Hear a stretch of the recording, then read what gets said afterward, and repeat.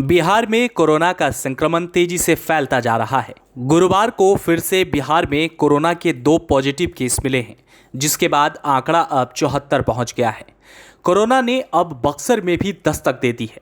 बक्सर के 2 शख्स को कोरोना संक्रमित पाया गया है।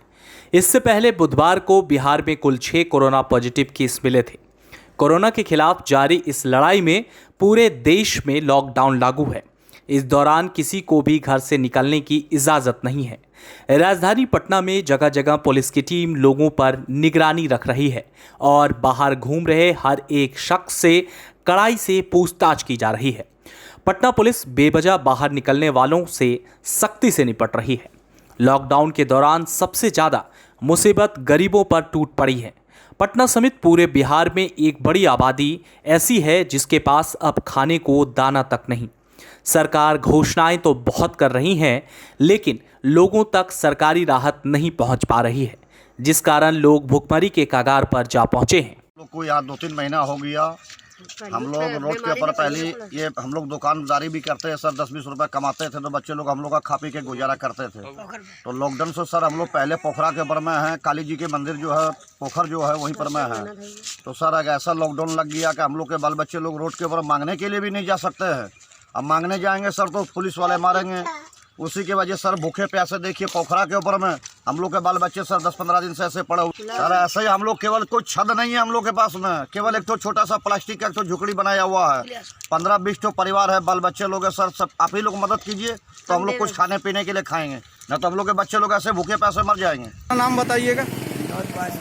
हम लेबर के काम करते हैं, खाना वाना बनाने का, और हमारे परिवार के साथ यहाँ रहते हैं। लॉकडाउन के द्वारा हम लोग फंसे हुए हैं, लेकिन हम लोग का पर किसी का ध्यान नहीं है कि कुछ इनको पूछ के ताछ के या किसी तरह का समस्या हल किया जाए, ऐसा कुछ अभी नहीं है। यहाँ पर तो सर हम लोग तो एकदम कहीं खुला भी है तो नहीं, कहाँ से ला के खाएँगे, न बर्तन है न वो है। बांटने वाले भी आते हैं तो कुछ मुँह देखली काम करते हैं। लोग रहता है उसको मिलता है, जिसको मिलना चाहिए उसको मिल नहीं पाता है, जिसको नहीं मिलना चाहिए वो 3-3 मरतबा 4-4 मरतबा ले लेके खा रहा है। नहीं मिलता। लोग रोड पर रहते हैं, रह जाते हैं इसी तरह। आपको खाना मिल जाती है? नहीं, कहाँ मिल रहा है, भूखे हैं अभी। सरकार से कोई रिलीफ नहीं, कोई रिलीफ नहीं है, भोजन कहीं नहीं मिल रहा है, कुछ नहीं। तो हर दिन इस तरह का झेलना पड़ रहा है। और एक लॉकडाउन जब से हुआ है, जब से हम लोग इस समस्या से गुजर रहे हैं।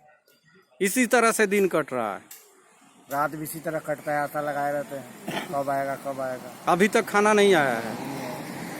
एक तरफ जहां लॉकडाउन में लोगों की मुश्किलें बढ़ गई हैं, तो वहीं कोरोना संक्रमित मुसलमानों की एक जमात से इस वक्त पूरे इंसानियत को खतरा महसूस हो रहा है। तबलीगी जमात के लोग बिहार के कई अलग अलग इलाकों में छिपे बैठे हैं, जो समाज में कोरोना फैलाने की साजिशें कर रहे हैं। खुफिया रिपोर्ट में खुलासा है कि हाल ही में नालंदा में हुए तबलीगी जमात में कई विदेशी शामिल हुए थे। इस कार्यक्रम में बिहार के अलग अलग इलाकों से मुसलमानों का कुनबा शामिल होने पहुंचा था, जिसमें से कई लोग अब भी छिपे बैठे हैं। मामले के खुलासे के बाद पुलिस प्रशासन में हड़कंप है। क्या है प्रॉब्लम? ऐसी सूचना प्राप्त हुई थी कि बिहार शरीफ में 15 मार्च के आसपास एक सभा हुई थी, इसमें काफ़ी सारे जमाती लोग पार्टिसिपेट किए थे पूरे राज्य के विभिन्न जिलों से। तो इसमें हम लोग अपने यहाँ दरभंगा में पता किए तो 12 लोग चिन्हित किए थे। उन सब की मेडिकल स्क्रीनिंग कराई जा चुकी है, उन सबको होम क्वारंटाइन में रखा गया है और अभी तक कहीं कोई ऐसा मामला प्रकाश में नहीं आया जहाँ इस कोरोना वायरस से संक्रमण होने की पुष्टि हो। एहतियात बरती जा रही है। कितने लोग हैं सर? कुल 12 लोग चिन्हित हुए हैं जो विभिन्न थाना क्षेत्रों से हैं। तो कहाँ तो दरभंगा आइसोलेशन में वार्ड में रखा गया या फिर घर पे किस जगह पर? कुछ लोगों को यहाँ DMCH में रखा गया है और कुछ लोगों को उनके होम क्वारंटाइन में रखा गया है। बात सिर्फ तबलीगियों के छिपने की नहीं है। बिहार पे हालात इस कदर बिगड़ चुके हैं कि अलग अलग जिलों में उनकी तलाश में गई सरकारी टीम पर तबलीगी जमात से लगाव रखने वालों ने जानलेवा हमला शुरू कर दिया है। एक तरफ जहां पुलिस ऐसे उत्पातियों को सख्त चेतावनी दे रही है, तो वहीं दूसरी तरफ इस पर सियासत भी शुरू हो चुकी है।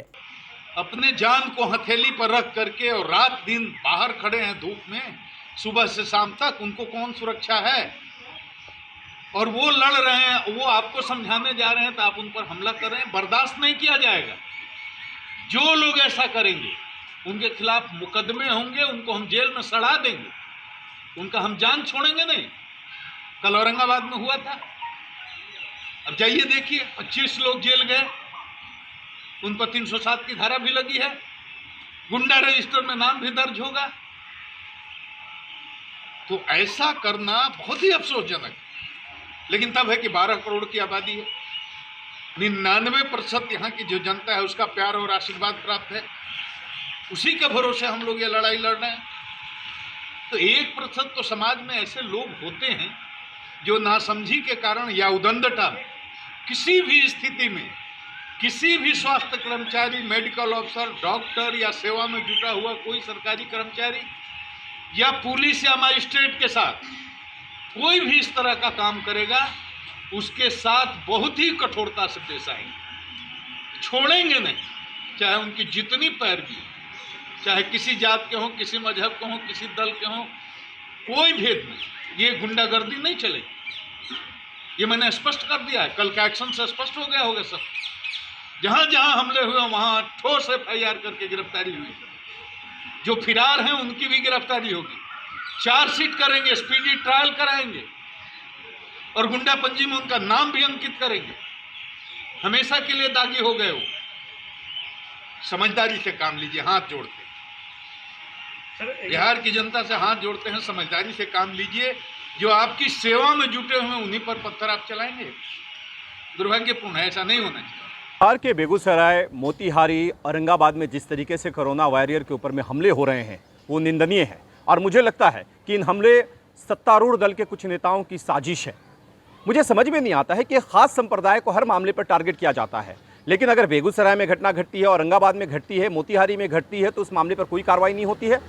हमारा स्पष्ट मानना है कि हिंदू हो या मुसलमान, सिख हो या ईसाई, अगर कोरोना वॉरियर के ऊपर में कोई भी हमला करता है तो उसके ऊपर NSA के तहत मामला दर्ज करना चाहिए और उसको अविलंब गिरफ्तार करके जेल भेज देना चाहिए। तबलीगी जमात के समर्थकों का उत्पात और बिहार में लगातार बढ़ते कोरोना के मामले इस ओर इशारा कर रहे हैं कि आने वाले दिनों में हालात और भी बिगड़ सकते हैं। ऐसे में सरकार को चाहिए कि विशेष समुदाय के उत्पातियों से नरमी के बजाय सख्ती से निपटे ताकि बिहार को बचाया जा सके। Bureau report, the HD news.